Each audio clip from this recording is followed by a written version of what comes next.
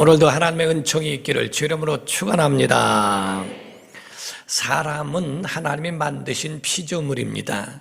그런데 이 피조물이 된 이 사람에게는 영혼, 육이 있어서 그래서 각각 모든 이 세상을 살아가다가 마침내 이 모든 것은 근본된 자기의 고향으로 돌아가게 되는 것은 하나님의 섭리라는 겁니다. 육체는 흙으로 돌아가고 혼은 열조에게로, 조상에게로 돌아가고, 그리고 그 영은 주신 하나님께로 돌아간다고 말씀하고 있어요. 그래서 사람에게는 신기하게 육체는 흙에서 났죠. 창세기 2장 7절을 보면 여호와 하나님이 땅의 흙으로 사람을 지으시고 육체는 흙으로 지음을 받았어요. 생기를 그 코에 불어넣으시니 사람이 생령이 되었다, 산영이 되었다라고 성경은 말씀을 합니다. 그러므로 사람이 돌아가는 것에 대하여 전도서 12장 7절에 보면 흙은 육체를 말합니다. 여전히 땅으로 돌아가고 영은 그것을 주신 하나님께로 돌아가기 전에 기억하라 라고 되어 있습니다. 사람의 육체라고 하는 것은 바로 흙으로 돌아가는, 왜? 근본이니까. 그러나 영은 하나님이 주셨으니까, 그래서 그 영은 하나님께로 돌아가기 전에 창조주를 기억하라고 말씀을 하는 거죠. 우리가 알지인데 돌아가셨다라고 한다면 온 곳이 있다는 뜻이죠. 떠났다, 우리가 그분은 떠나셨다, 가셨다라고 한다면 목적지가 있다는 뜻이겠죠. 별세했다라고 한다면 다른 세상이 있다는 것이고, 소천했다고 말을 한다면 부르신 이가 있다는 것을 말합니다. 그러므로 사람은 우연하게 생겨진 우연의 산물이 아니고 하나님에 의해서 만들어졌다고 하는 것을 말씀합니다. 그에 대한 가치가 다른 것처럼 우리가 독이 그릇이 있어도 그릇이 찬장에 있는 것이 있고 요강 같은 거는 텐마루에 있고 각각 그런 것이 다 다른 것처럼 그 그릇마다 각각 용도가 있고 쓰임받는 그런 것에 대해서 다른 것이 있다 하는 거죠. 구약에는 하나님의 종들이라고 하는 것으로 만들어 주셔서 그래서 이스라엘 백성들은 하나님을 섬기는 종으로서 살다가 그들은 종의 신분으로 들어갈 영원한 하나님의 나라에 그들을 위한 성이 준비되어 있고, 신약에는 아들의 영을 받았으므로 하나님의 자녀된 권세를 갖고 하나님의 가족이 되며 하나님을 아버지라 부를 수 있고 하나님의 가족의 일원으로서 하나님과 친밀감을 가지며 살아갈 수 있는 하나님의 자녀들이 되었으며 또 돌아갈 영원한 하나님의 나라가 또한 예비되었다라고 성경은 말씀하고 있습니다. 우리의 육체라고 하는 건 다른 게 아니라 이 육체는 시간과 같습니다. 그래서 이 육체는 시간이며 기회예요. 그래서 육체가 있는 것은 막연히 시간만 지나가는 게 목적이 아니고 사람의 육체가 있는 그 시간이 머무는 동안에 우리가 가져야 할 것이 있는데 그것은 다른 것이 아니라 예수 그리스도를 구주로 영접하여 자기 영혼의 구주를 만나 죄의 사람, 아담의 사람에게서부터 죽어 예수 그리스도의 사람으로 거듭나야 하는, 그럼으로써 구원을 받아야 하는, 그것이 바로 우리에게 최대의 우리가 가져야 할 사명이요. 구원받았으니 구원시켜라, 은혜 받았으니 은혜 나눠라 하고 말씀하는 것처럼 우리가 받은 구원을 받은 것이 분명하다면 이 구원을 믿지 않는 사람들에게 나누어 그들이 예수 그리스도를 믿어 영생에 이룰 수 있는 하나님의 자녀가 되게 하는 이 사명도 우리가 육체가 있는 날 동안에 우리가 해야 할 사명이라 하는 겁니다. 그래서 육체는 하나님이 발급해 주신 비자라고 보시면 되는 거예요. 그래서 우리가 여러분이 아시다시피 여권이라고 하는 것은 우리나라의 본국에서 타국에 나갈 수 있는 그것을 허락받은 것이 여권이고, 그리고 비자라고 하는 것은 그 타국에서 당신들을 내가 영접하겠다, 받겠다라고 여겨져서 그래서 그거를 허락받은 것을 비자라고 하는 겁니다. 그러니까 우리가 아무리 여권을 가지고 있다 할지라도 그 타국에서 우리를 영접하지 않으면 우린 여권이 있어도 그 나라에 갈 수가 없는 겁니다. 처음에 우리 교회에서도 정말 우리 교회 이름으로 세 분을 우리가 미국으로 파송한 분들이 있어요. 그래서 미국에서 지금 목회하고 있는 분 중에서 정말 잘된 분이 또 있고요. 또 힘든 분들도 없지 않아 있습니다. 우리 교회의 주보와 우리 교회에 가지고 있는, 왜냐하면 비자가 나오지를 않아요. 한국 사람들에게 비자를 제대로 주지 않습니다. 왜냐하면 거기 가게 되면은 거기에서 거의 머무는 사람들이 많이 있기 때문에 거기서 비자를 주지 않기 때문에, 그러니까 저 같은 경우도 우리 교회에서 처음으로 미국을 갈 때에 저한테 딱 준 것이 한 달이었습니다. 비자가 한 달이에요. 그래서 한 달을 넘어서면 안 돼요. 그래서 한 달 안에 다 거기, 여기서 받는 비자도 있고요. 거기 가서도 비자를 받아야 됩니다. 그래서 거기 가서 이게 이제 입국 심사를 할 때에 저를 보고 다. 그러니까 여기서 대사관에 가서 인터뷰하고 비자를 받는 6개월 받는 것도 얼마나 어려운지요.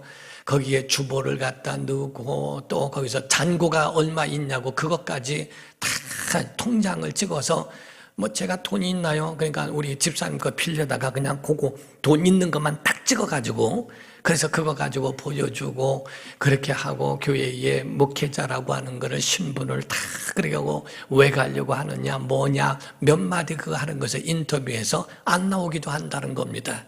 6개월을 받아가지고 갔더니 거기 가니까 거기서는 비자를 한 달 주더라고요. 한 달 안에 다 부흥회를 몇 군데를 하고 그리고 돌아온 적이 있어요. 그리고 난 다음에 거기에서 목회자를 필요로 하고 있는데 비자가 나와야 되는데 그들로서는 비자가 나올 수가 없대요. 그래서 우리 교회에 담임 목사로 해가지고서 그분들을 보내준 적도 없지 않아 있습니다. 지금 미국에서 아메리칸 드림을 이루었다고 그래서 그 아주 굉장히 잘된 분이 저에게 고마움을 표하는 목사님도 없지 않아 있습니다. 이와 같이 모든 비자가 만료되면 다시 본국으로 돌아와야 됩니다.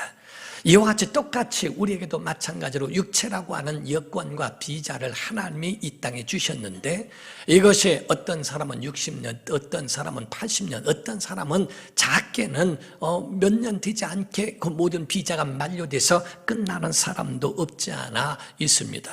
과연 이 땅에 그 여권과 비자를 가지고 살아가면서 자기의 모든 삶에 그 무의미하게 살아가다가 주 앞에 갈 것인가? 아니면 자기 영혼을 위해서 정말 하나님의 뜻에 합당하게 살아가다가 하나님 앞에 서겠는가 하는 겁니다. 세상 사람들에게는 인생에 대하여 말하기를 하숙생이다 하는 얘기를 하죠. 그래서 옛날에는 하숙생이라는 노래도 유명했습니다. 인생은 나그네 길 어디서 왔다가 어디로 가는지 모른다고 그렇게 고백을 했던 그 최유진 씨의 그런 하숙생이라는 노래가 유명했어요. 그러나 신앙으로서 볼 때는 우린 하숙생이라고 하기보다는 우린 이 땅에 물론 나그네로서 돌아갈 곳을 모르는 자들은 아니라 하는 거죠. 예수님 말씀하기를 요한복음 8장 13절 14절에 바리새인들이 이르되 내가 너를 위하여 증언하니 내 증언은 참되지 아니하도다. 예수께서 대답하여 이르시되 내가 나를 위하여 증언해도 내 증언이 참되니 나는 내가 어디서 오며 어디로 가는 것을 알거니와 너희는 내가 어디서 오며 어디로 가는 것을 알지 못한다라고 예수님 말씀하시죠. 예수님 어디서 오신 줄 알아요. 성경은 말씀하기를 아버지의 품속에서 독생하셨다라고 되어 있습니다. 바로 아버지의 품속에서 오신 분이요, 그리고 영원한 나라로 올라가신 것을 말하는 것처럼 우리의 심령도 똑같습니다. 우리가 하나님께로부터 왔으니 육체는 어느 순간에 흙으로 돌아가도, 이번에 저는 명절 때에 장례식장을 2군데를 다녀왔습니다. 바로 이와 같이 언제 어느 때에 육체가 만료되어 한순간에 세상을 떠날지 몰라요. 육체는 흙으로 돌아갑니다. 여기 있는 목사도 똑같이 갑니다. 어떤 사람들이 영생 불사한다고 참말의 말씀이고 그것은 사이비적이고 그건 완전한 이단적으로 말하고 있는 것이죠. 여러분과 저는 이 땅을 목적이 아니라 하늘을 목적 삼기를 주 이름으로 축원합니다. 그래서 여러분과 저의 목적은 하늘이에요. 하늘이에요. 땅에 무의미하게 살다가 여권 만료돼서 끝나는 무의미한 사람이 있지 말고 하늘의 영원한 나라를 바라보며 돌아갈 그 나라를 위하여 순례하는 순례자가 되기를 주 이름으로 축원합니다. 그래서 오늘 본문 말씀에 있는 말씀이 뭡니까? 13절에서 16절에 이 사람들, 성경 안에 있는 사람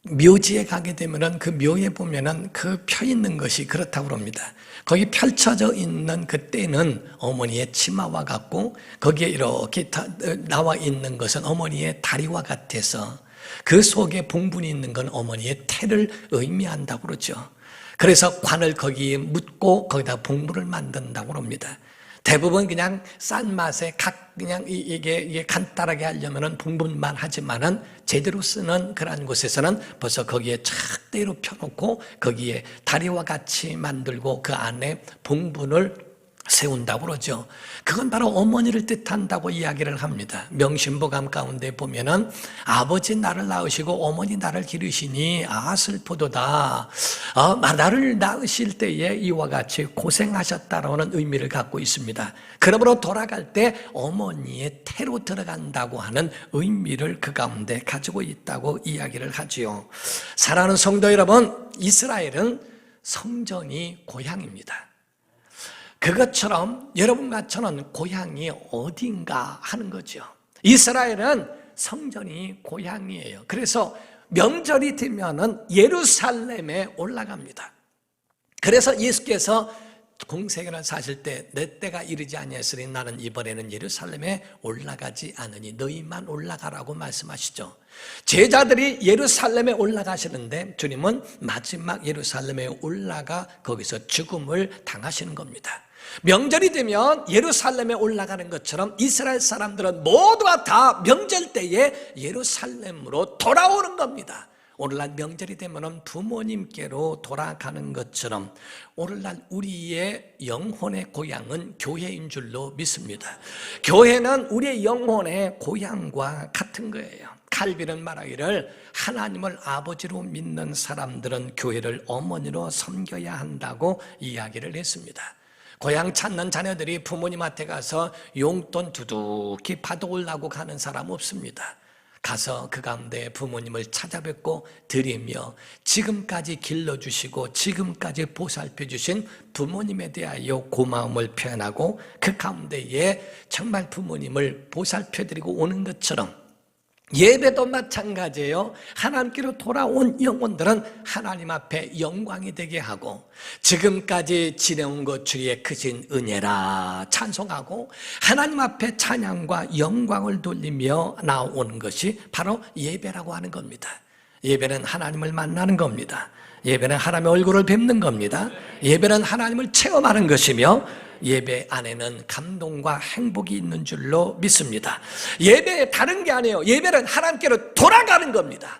내가 하나님께로 왔습니다 라고 하는 그 믿음의 표현이 바로 예배라고 하는 거지요. 하나님 앞에 언젠가는 주 앞에 하늘에 올라가 하나님의 얼굴을 직접적으로 볼 때가 배울 때가 있다고 성경은 말씀하고 있는 것처럼 지금 이 땅에 있는 날 동안에는 하나님의 얼굴을 뵙는 건 예배로 교회에 나와 예배로 얼굴을 뵙는 거죠. 교회에 그 고향에 부모님이 안 계시다면 고향이 아니에요. 거기를 갈 이유가 없죠. 고향이 바로 부모님이 계신 곳이 고향인 것처럼 교회에 하나님이 계시지 않다면 예배할 이유도 없는 겁니다. 예배를 잃어버린 사람, 하나님을 잃어버린 사람이고 고향이 없는 사람이라는 겁니다. 고향이 없고 예배가 없고 하나님이 없으니 자기 멋대로 자기의 소견대로 사는 거지요. 저는 이단자들이나 이런 사람들을 보면은 그 속에 과연 하나님이 있는가? 라고 생각할 때가 있어요. 교주화하고 자기 자신을 교주로 여긴다면 물론 실수로 인하여 잘못된 것은 회개하고 돌아올 기회가 있을지 모르나 하나님이 없는 사람들, 영생 불사한다고 그러고 별 희한한 얘기하는 사람들 과연 그 속에 하나님이 있을까? 하나님이 있다면 함부로 그런 말을 할 수가 없다고 하는 거죠. 예배를 잃어버리고 하나님을 잃어버린 사람 시작이 잘못되니까 모든 삶도 다 어그러지고 다 잘못되는 겁니다. 여러분 예배가 잘못되면요 예배 실패자가 되면요 부모 형제도 없습니다. 이웃과도 어그러집니다. 성도들끼리도 불화합니다. 시험 들고 실수하고 탐욕에 빠지고 그 가운데서 헤어나오지 못해요. 그전에 어떤 사람 얘기를 들어보니까요 물질이 되는데 유산이 있는데 유산 그 받은 것을 한 5형제가 있는데요. 그 가운데 제일 첫째가 유사를 받고 그걸 형제들한테 말을 안 하고 혼자 독식을 해버렸어요. 네 형제가 그걸 알고 쫓아가 가지고서 그 형의 다리몽둥이를 부러뜨려 버렸어요. 부러뜨려진 형도 얼마나 초라하고 그거를 또 분에 의하여 그걸 부러뜨린 형제들도 그렇고 물질 하나 때문에 다 뒤집어 놓고요. 한 가지가 어그러지니까 다 그런 것에서 다 엉뚱하게 돼버립니다. 예배는 하나님의 얼굴을 뵙는 건데, 제사는 드리는 거지만 예배는 하나님의 얼굴을 뵙는 것인데, 과연 하나님의 얼굴을 뵙는 입맞춤과 그 앞에 엎드려 경배하는 참된 예배가 있을까? 설날에 갈비찜 보내드리고 그 가운데 택배로 한 움큼 선물을 보내드리며 편지 한 장이 들어있습니다. 부모님 잘 잡수세요. 우리는 등산하러 갑니다. 그러니 부모님은 갈비찜 잘 잡수시고 계시옵소서 라고 말한다면 부모가 그걸 과연 기쁘게 여길까 하는 겁니다. 명절에는 부모에게로 고향으로 돌아갈 때에 부모님이 원하는 것은 선물이 아니에요. 그렇다고 또 선물을 또 안 갖고 가고 그러지 말고, 부모님이 원하는 것은 몸땡이요. 몸땡이. 얼굴이요. 그 얼굴을 보기를 원하고 그 몸이 부모에게로 나오기를 원하는 것이지, 선물 하나로 갖다 주고 우리 식구끼리 어떻게 놀고 할 테니까 그냥 이거나 잡숫고 계시라고 말하는 것은 아니라는 겁니다. 명절에 육신이 고향을 찾는 것처럼 절기, 기독교 절기인 주일에는 하나님을 찾는 겁니다. 하나님께로 나오고 하나님께 예배하는 것이, 이것이 가장 하나님이 원하시는 것인데, 성경은 우리에게 참된 예배에 대하여 말씀할 때는 산제사로 드려라 라고 하는 말씀이 성경 안에 나옵니다.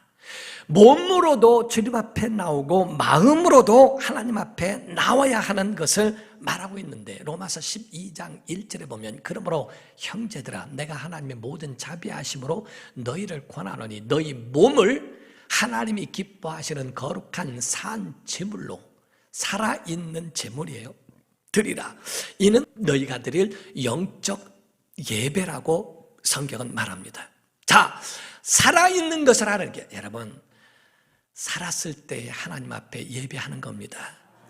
잘 될 때 예배하십시오. 다 잃어버리고 천부여 의지 없어서 손 들고 옵니다.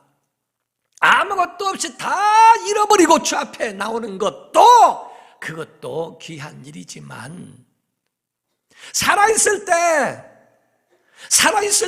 될 때, 하나님이 우리에게 복 주실 때, 은혜 주실 때, 내 영은 살아있을 때 하나님 앞에 드려지는 자 되기를 주름으로 축원합니다. 하나님 우리에게 주신 은혜가 만 가지이건만 그 만 가지 은혜를 다 쳐버리고, 그리고 오직 하나님의 은혜는 다 잊어버리고 살아가는 것이 얼마나 부패하고 얼마나 하나님이 정말 그 속에 가슴 아파하실까 하는 거예요. 그래서 우리가 건강할 때 우리 몸이, 입술이, 손이, 팔이, 여러분 이걸 하셔야 합니다. 제가 언제 한번 이 설교를 꼭 하려고 내가 준비하고 있는데요, 사람은요 변화라고 하는 것이 정말 하나님이 그 사람을 변화시킨, 완전히 변화됩니다. 우리에게 완전히 변화되는데, 우리가 어렸을 적부터 살아온 자기의 성격, 기질, 성격, 그에 가지고 있는 성품은요 완전히 그것이 변화된다면 얼마나 좋겠어요. 예수를 믿어도요 옛날 성질 그대로 있고요, 그게 아래에 있느냐 위에 있느냐 이것만 다를 뿐이요. 예수를 믿으면 내 성격 위에 성령께서 누르시는 거예요. 누르셔가지고 내 성격이 올라오더라고요. 하나님의 사람이 그럴 수 있어? 아, 그렇지. 확 옛날 같았으면 확 아니지. 주여 해가지고서 바람 빠져가면서 자기 성격을 죽이죠. 성령께서 누르시니까 되는 거죠. 그런데 은혜 떨어져 보십시오. 옛날 성격 그대로 나옵니다. 한번 여러분이 예배를 멀리 해보십시오. 옛날 가지고 있었던 더 악한 마음이 그 속에서 올라오는 거예요. 그래서 여러분이 경계해야 될 거는요, 경계해야 될 거는 정말 은혜 떨어지면 그거를 뭐라고 성경은 말하냐? 시험 들지 말라는 거예요. 죄를 안 질 수는 없을 수 있지만은 시험 들지 않으려고는 여러분이 싸워야 한다는 겁니다. 시험 들지 말아야 돼요. 내 성품 그대로 올라옵니다. 그래서 성령의 충만을 받아라. 성령 충만은 평생 충만해야 됩니다. 성령께서 충만해서 내 성품을 누르고 하나님의 의가 나타나고 하나님의 은혜가 나타나고 하나님의 영광이 나타나고, 이렇게 그게 제물된 삶이에요. 상 제사로 드리라. 제물은 죽여서 제사를 드리는데 곧 내 옛날 성품을 죽여버려라 이게요. 내 가지고 있는 못된 옛사람을 벗어버려라 하는 말씀과 같죠. 그래서 여러분과 제가 끝까지 예배해야 할 이유가 바로 그거예요. 그러니까 산제사를 드리라. 하나님이 내게 은혜 주신 대로 살아가되 제물로 내 것들은 죽여라. 내 것은 죽이면서 그것을 살아가는 것이 얼마나 우리에게는 중요한가. 여러분, 명절에요, 정말 고향을 찾는 그런 마음으로 우린 하나님 앞에 예배하는 자로 나오기를 주 이름으로 축원합니다. 수명이 다한 다음에는 영생에 들어가는 것이 남았죠. 그런데 이 땅 위에 있는 날 동안에는 우린 어떻게 하여야 되는가? 우리가 성경에 보면요, 에녹이라고 하는 사람이 나옵니다. 창세기 5장 21절에서 보면요, 에녹은 65세에 무드셀라를 낳았고, 그리고 무드셀라를 낳은 후에 300년을 하나님과 동행했다고 그랬어요. 그리고 자녀들을 낳았으며 그는 365세를 살았더라. 에녹이 하나님과 300년을 동행하더니 하나님의 그를 아예 데려가 버리셨다는 거예요. 그래서 세상에 있지 아니하였더라 이렇게 되어 있습니다. 에녹이라는 사람과 하나님과 동행을 했다는 거예요. 여러분, 이 땅에 살아가는 동안에도 가장 중요한 게 뭔지 아십니까? 관계예요. 관계. 하나님과 관계하세요. 여러분, 정말 사람과의 관계가 좋아져야 됩니다. 부부도 관계가 좋아져야 되고요, 부자 관계가 좋아져야 되고요, 이웃과의 관계가 좋아져야 돼요.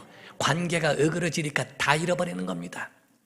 믿음이 깨지니까 별 모든 것이 다 거짓으로 보이고 다 외식으로 보이고, 다 믿음이 있었을 때는, 왜? 관계가 잘 됐을 때는요, 다 잘 보입니다. 관계가 한번 깨지면요, 전혀 보이지 않습니다. 그러니까 그 가운데에 이 에녹은 하나님과 300년 동안의 관계에 하나님과 동행했다는 거예요. 동행. 하나님과 동떨어져 있는 일을 한 마르다가 아니고 마리아가처럼 말씀을 듣는 한 주님과 관계하고 있었다 이게요. 같이 주의 말씀을 듣고 주님과 그 말씀대로 살아가려고 하는 이 관계가 있다 이게요. 그러니까 에녹이 300년을 하나님과 동행하니까 하나님이 아예 그냥 데려가 버리신 거예요. 야, 나하고 살자. 어떤 연애하는 사람이요, 둘이서 연애를 하면서 얘기를 했는데 나중에는 너무 깊어졌어요. 너무 그냥 아주 애절해요. 그래서 남자가 여자를 데려다 줬어요.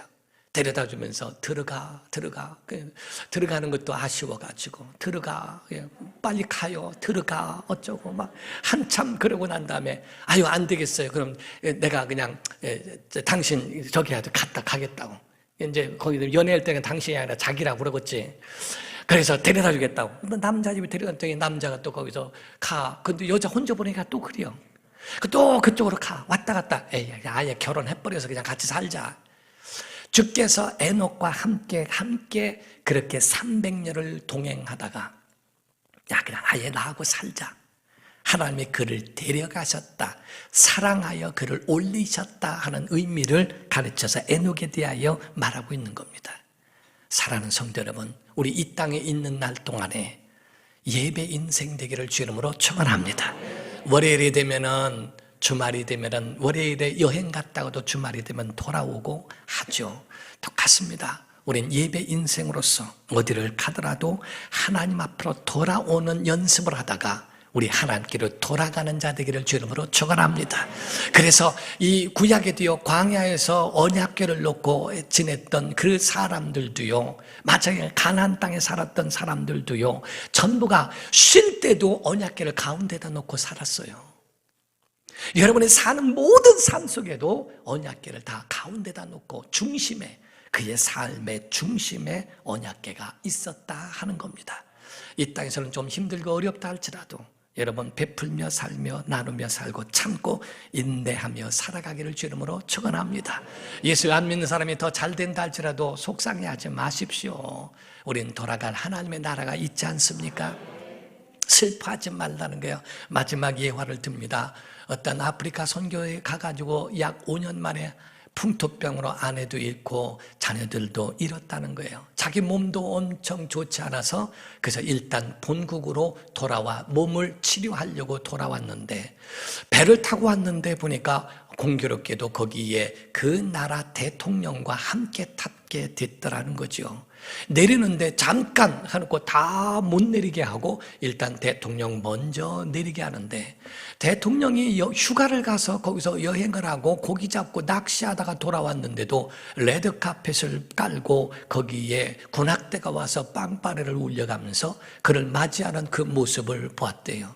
다 내리고 난 다음에 그 선교사가 내렸는데 얼마나 기구하던지 한 사람도 자기를 마중 나오는 자가 없는 것을 보고 아주 시험이 잔뜩 들었다는 겁니다. 하나님 앞에 간구합니다. 하나님 앞에 호소하기를, 아니 낚시하고 휴가 갔다가 돌아온 사람도 빵빠레 울려가면서 레드카펫 진행하는데 나는 주를 위해서 선교를 마치고 돌아오는데도 선교를 마친 것도 아니고 너무 힘들고 아내도 잃고 가족들 다 잃고 나 혼자 돌아오는 병든 몸 가지고 오는데도 한 사람도 마중 나오는 사람이 없네. 이게 말이 됩니까? 하고 외롭습니다 하는데, 그때 주께서 마음에 위로를 주시더라는 거죠. 사랑하는 아들아, 너는 아직 고향에 온 게 아니야. 너는 아직 고향에 온 게 아니야.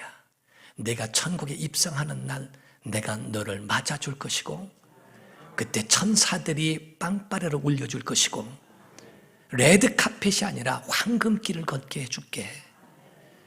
아직은 내가 모든 것을 마치고 돌아오는 고향에 온 게 아니기 때문에 그렇단다 라고 하시더라는 거죠. 우린 이 땅에 있는 날 동안에 우린 예배의 인생으로 살아가는 것이고, 우린 영원한 하나님의 나라를 바라보는 믿음의 사람인 줄로 믿습니다. 우리의 성경에 요한복음 14장 1절에서 3절을 그냥 보겠습니다. 너희는 마음에 근심하지 말라. 하나님을 믿으니 또 나를 믿으라.